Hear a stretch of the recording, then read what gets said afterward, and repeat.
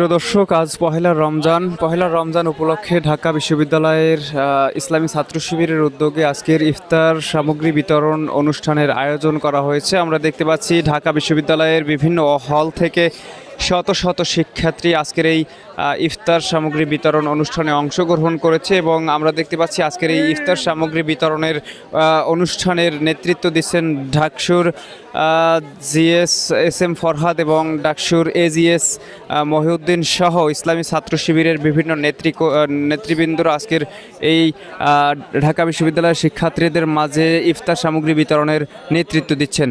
পাঞ্জাবের জগতে একটি বিশ্বস্ত নাম শাবাব এথনিক ওয়্যার।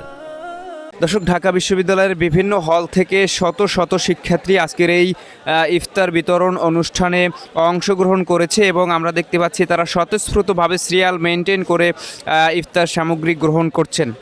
প্রিয় দর্শক, আজকের ইফতার সামগ্রী অনুষ্ঠানে 1500 প্যাকেট করা হয়েছে তথা 1500 শিক্ষার্থীর মাঝে আজকের এই ইফতার সামগ্রী বিতরণ করা হবে বাংলাদেশ ইসলামী ছাত্র শিবির ঢাকা বিশ্ববিদ্যালয় শাখার উদ্যোগে।